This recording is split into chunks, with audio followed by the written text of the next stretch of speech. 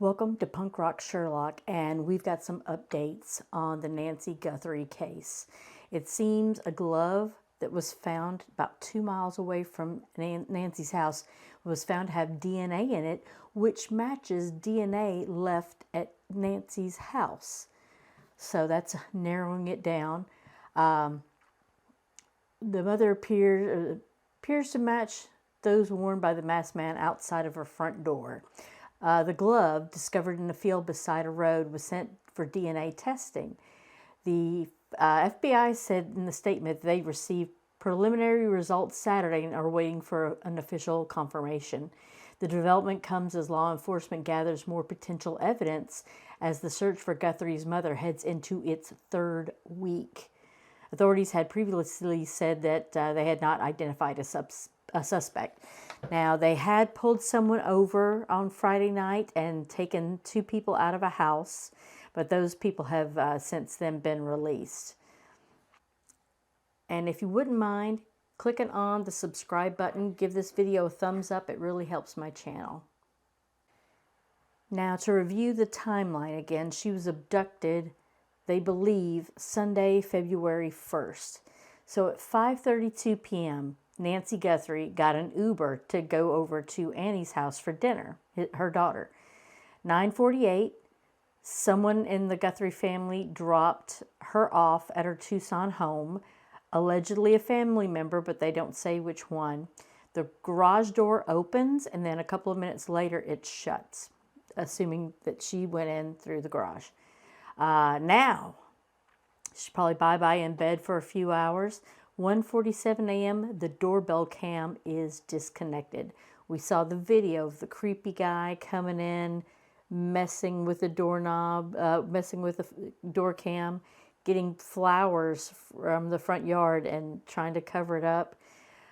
So real smart guy right there. Now, at 2:12 a.m., the camera's software detects movement. Now, initially, investigators said that there was no video available since since Nancy Guthrie didn't have a subscription to the company. But digital forensics experts kept working to find images in their back-end software. So otherwise, it would have been lost, but they found what they could. 2:28 a.m., her pacemaker app is disconnected from her phone. So the pacemaker that's inside of her has lost connection with her iPhone. At 11:56 a.m. the next day, February 1st, her family checks on her after learning she didn't attend church. Now, I've heard some people say that she did online church. I don't know where they're getting that from because I've seen nothing saying that, but investigators at 12:15 p.m. Arrived and launched a search for her. Okay, now on Thursday, February 5th, officials found DNA, did a DNA test on the blood found on Nancy Guthrie's front door, and it matches Nancy. The FBI had offered at that point a $50,000 reward for information about Guthrie's whereabouts. Now on Friday, February 6th, Tucson TV station KOLD received a new message via email tied to the Guthrie case. The station says it can't disclose the contents. The FBI says it's aware of the new message and it's reviewing its authenticity. Investigators returned to Guthrie's house to gather more evidence. The president of the Catalina Foothills Association, a neighborhood group, thanks residents in a letter for being willing to speak to law enforcement and share camera images and allow their properties to be searched.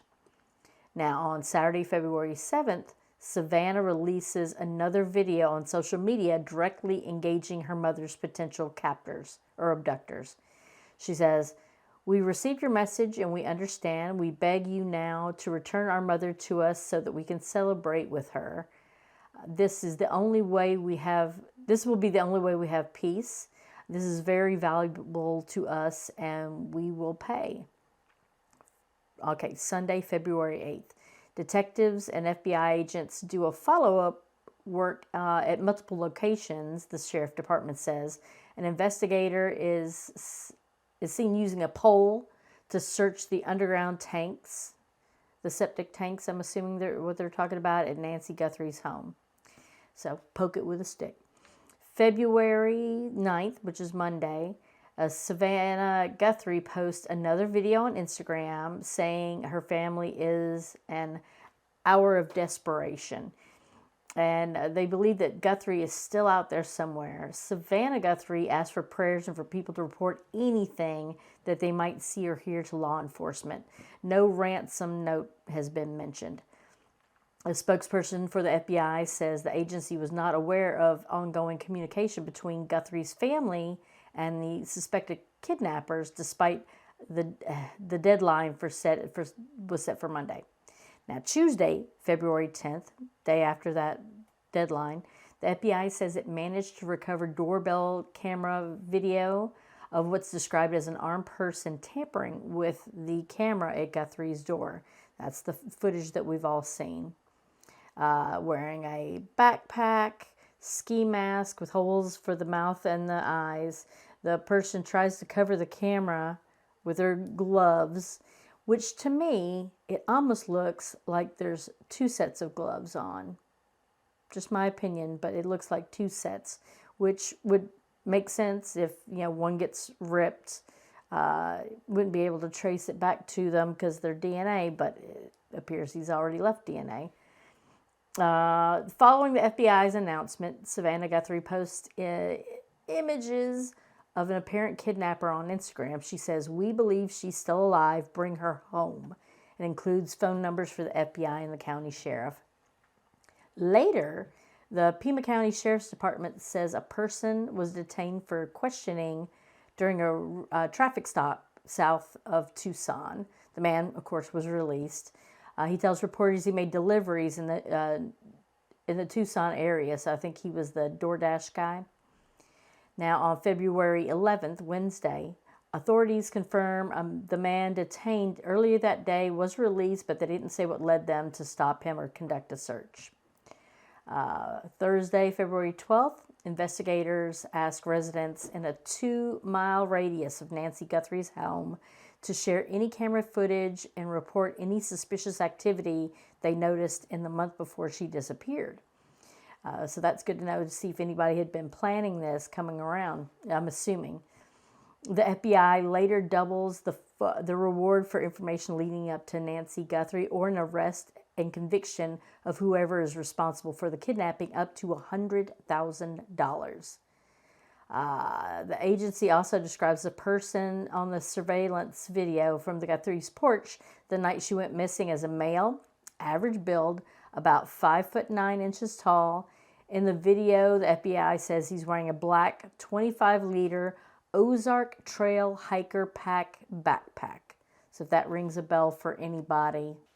Well, I hope that's promising that they found at least some DNA that matches that, so hopefully they can run it through their little criminal system, and if he has committed a crime and they've gotten their DNA from him, that'll be a slam shut at finding this guy. But if you have any questions or of anything, give the FBI or Pima County a call and let them know what you found. They've gotten 18,000 tips already. So hopefully something will work out and we'll know something soon. If you like this video, sorry I'm a little rambly, but give it a thumbs up, click subscribe. That really helps my channel out a lot. And I appreciate it. Come back and see me again.